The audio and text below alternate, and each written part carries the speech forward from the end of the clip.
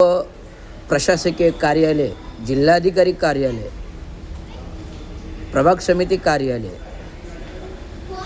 महानगरपालिका आयुक्त कार्यालय, महापौर, उपमहापौर यांना ही माझी व्यथा आणि कथा हे मी मांडत आहे की एक प्रशासकीय अधिकारीमध्ये कनिष्ठ अभियंत्यापासून उपअभियंत्यापासून ते कार्यकारी अभियंत्यापर्यंत सेवा करताना दुर्धर 3 निलंबनं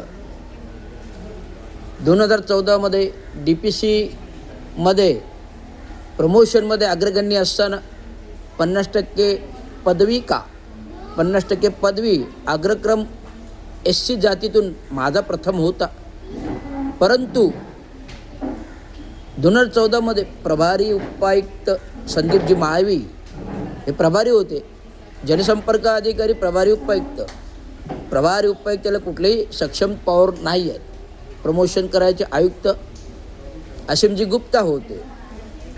जेव्हा अभियंत्यांची बैठक झाली, जो 15 वर्ष धुरंधर वादी होता डिग्री आणि डिप्लोमा पदवी आणि पदविकाधारकांचा, असीम गुप्ता साहेबांबरोबर मिटिंग झाली सर्व अभियंत्याने आणि 50% शासन GR नुसार पदोन्नत्या द्यायच्या ठरल्या.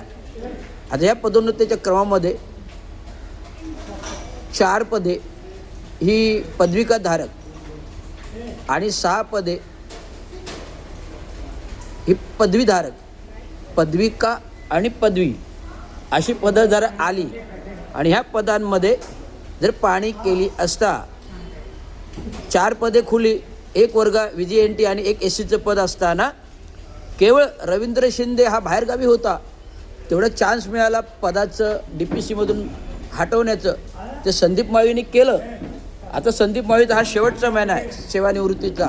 माझा आक्षेप आहे, जोपर्यंत रवींद्र शिंदेच्या पदाचं नाही आयोगाकडून येत नाही आणि आयोगाने 2015मध्ये निर्देश दिले, आयोगाने 2015मध्ये खास पत्राद्वारे निर्णय दिला की रवींद्र शिंदेंना 1 महिन्यात तात्काळ प्रमोशन देण्यात यावं, परंतु ते पेपर दाबले आयोगाचे. आणि गेल्या 2015पासून जर मला प्रमोशन मिळालं असतं तर आज ठाणे शहराचा एक सफाई कामगार मुलगा नगराध्यक्ष झाला असा अभिमान वाटला असतो सगळ्या ठाणे शहराला, आणि ते पण डिग्रीवाला, आणि ते पण VGTIचा. मी MTech सगळ्या गोष्टी मी करून सामाजिक धोरणामध्ये काम करतो, बाबांच्या संघटना चालवतो, समाजाची संघटना चालवतो, बौद्ध धम्मचक्र प्रवर्तन समितीचे मुख्य ट्रस्टी आहे, युनियन क्षेत्राचा अध्यक्ष, बाबांचं कार्य करतो, धुरंधर करतो. जे बाबांनी केले ते मीच करतोय. कोणाची तमा बाळगत नाही. कोण मुख्यमंत्री मी ओळखत नाही, कोण उपमुख्यमंत्री मी ओळखत नाही. मी फक्त संविधान ओळखतो आणि कायदा ओळखतो आणि महाराष्ट्र शासन ओळखतो. मुख्यमंत्री उपमुख्यमंत्री कधी असतील जेव्हा ते संविधानानुसार काम करतील. पण आज सगळे खोटे लोक आहेत, पदावर बसलेली मुख्यमंत्री आहेत, उपमुख्यमंत्री आहेत, खोटे आहेत. कारण ते निवडणुकाच खोटं लढून आले. निवडणूक निर्णयाचा तक्ता दाखवतो ना, 1000 मताचा फरक, 2000 मताचा फरक, 3000 मताचा फरक, 4000 5000 मताचा फरक, असा फरक निवडणुकीमध्ये कधी असतो का? तो मॅनेज EVM मशीनचा इफेक्ट होता. म्हणून हे खोटे लोक बसलेले आहेत आणि आपण ते सहन करतोय, डोक्यावर सहन करतोय. आज वडिलांच्या वर्धापन दिनीच्या युनियनच्या विशेषाने मला हे जे काय साठलं आहे, छातीमध्ये भरलं आहे कपसारखं, ते मी बाहेर काढतोय आणि आपल्यापर्यंत व्यथा मांडतोय. परंतु संदीप माळवी जोपर्यंत आयोगाचा निर्णय होत नाही तोपर्यंत त्याला कुठलंही फंड ना कुठल्याही ग्रॅज्युटी आणि कुठल्याही सेवा नियमवाली देण्यात येऊ नयेत अशी माझी तक्रार आहे. आणि पेन्शनही चालू करू नये, कारण जे अतिरिक्त 1 घेतले ते दलालीने घेतलेलं आहे. आम्ही लोकनाथ भजन केलं घाणेकरमध्ये, आम्हाला अतिरिक्त आयुक्त 1 दिला, आणि जो अतिरिक्त आयुक्त 1च्या पदाचा लायक उमेदवार आहे रोडे साहेब चांगले माणूस आहे, चांगलं काम करतो, तक्रारदारांचं म्हणणं तरी ऐकून घेतो. भले तक्रारीचं कारवाई नसेल, नाही होऊ द्या, समाधान वाटतं ना. कोणतरी व्यक्ती अधिकाऱ्यांना समाधान कधी नागरिकांना मिळतो जेव्हा अधिकारी भेट देतो आणि म्हणणं ऐकून घेतो, त्यात समाधान वाटतं तक्रारदाराला. तक्रार नाही झाली तरी हरकत नाही, पण तक्रारच कारवाईच नाही. असे कुठलेही प्रशासकीय अधिकारी आलेत महानगरपालिकेतले, 12 सहाय्यक आयुक्त, एकही कारवाई नाही. फक्त एकनाथ शिंदे जे सांगतील, मुख्य उपमुख्यमंत्री, नगरविकास पालकमंत्री, तेव्हाच कारवाई होते. कारण प्रत्येक पेपर हा त्यांच्या टेबलवर जातो. का जातो? म्हणजे उपमुख्यमंत्र्यांनी, नगरविकास मंत्र्यांनी, पालकमंत्री तुम्हाला जोखड्यात बांधून ठेवलेले, म्हणजे तुमचे अधिकार त्यांनी घेतलेत. आणि तिकडनं जर महानगरपालिका हलवत असेल तर त्यांनी त्या महापालिकेत येऊन बसावं आणि लोकांच्या तक्रारी दूर करावं. माझ्यावर तर धुरंधर अन्याय होते, मी सातत्याने मागतोय माझ्यावर तर अन्याय दूर करा. माझं 15 वर्ष पदोन्नतीचा धुरंधर ऑपरेशन झालेलं आहे, जे बाहेरगावी असताना त्याला न्याय देत नाही. मी भांडतोय, मला आता काय मी रिटायर झालो, मला न्याय कुठला हवा आहे? जी चूक त्यांनी केली, आयोगाचं पत्र लपून ठेवलं, त्याच्यावर कारवाई झाली पाहिजे ना. पोलीस गुन्हा ठरतो, आयुष्यात तो उठून जाईल, जेलमध्ये जाईल, इथपर्यंत आयोगाच्या पत्रावरची कारवाई आहे. हे जाणत नाही, हे तुच्छ म्हणतात. आयोग म्हणजे तुच्छ आहे का? अनुसूचित जाती जमाती आयोग. गेले वर्षभर माझ्या संयोजक युनियनचे पदाधिकारी माझ्यावर होते, आम्ही आयोगाकडे बसलो, चर्चा केली, पत्र आले ऑगस्ट 2024 पासून, त्या अजून एका पत्रावरती कारवाई नाही.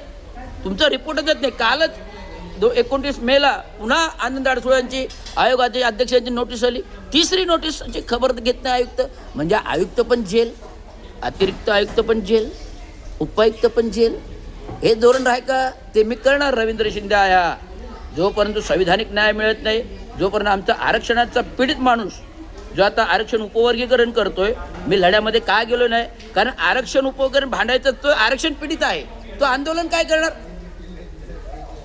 आरक्षणासाठी आंदोलन काय करणार? कारण हा समाज पाहत नाही की आपल्या अधिकाऱ्यांवर अन्याय होतो.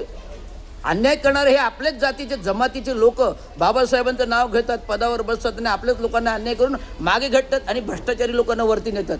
तो अर्जुन आहे रे. 1.5-2 वर्ष 4 प्रमोशन आणि कल्याणमध्ये नगर अभियंता हे कोणाच्या बापाने दिले? कारण त्यांनी दिला होता 1 खोका, मोहितेने दिले होते 10 सोन्याचे कॉईन. हिशोब करा, एका कॉईनची किंमत काय आहे? 1 तोळा, 2 तोळा, 3 तोळा, 10 तोळा. आता 10 तोळ्याच्या कॉईनची किंमत किती झाली? 10 लाख रुपये. आणि 1 खोका, जर 1 खोका माणूस देणारा 4 प्रमोशन घेणार ना इलिगली. आणि कल्याणमध्ये नगर अभियंता, जेव्हा आयुक्तांनी कल्याणच्या महिला त्यांनी नोटीस काढली सस्पेन्शनची, बाबा पळाला राजीनामा देऊन. का पळाला? आणि हे लोक खोटी काम करतात. आम्ही पळतोय का? आम्ही 3-3 निलंबन घेऊन यायला पुन्हा लोकांच्या तोंडासमोर जातो बोलायला. म्हणजे ही हिंमत आहे त्याची संविधानाने आहे बाबासाहेबांची. एवढं सांगतो, संदीप माळवीवर कारवाई या आठवडाभरात मला हवी आणि ती होणार. आणि त्यासाठी भले मला जीवाचं उघडा नागडा होऊन बसायला तयार आहे. संविधानासाठी ते बसायला काही करायला तयार आहे. माझ्या संविधानाचा अपमान नाही करून देणार. मग आरक्षण उपवगैरे आम्ही फक्त मागतोय, पण आरक्षण उपवगैरे पीडित लोक आपल्यावर अन्याय करतात, आपले लोक ते कोण बघत नाही ना. हे बघा, मग आरक्षण उपवगैरे मागा. धन्यवाद. जय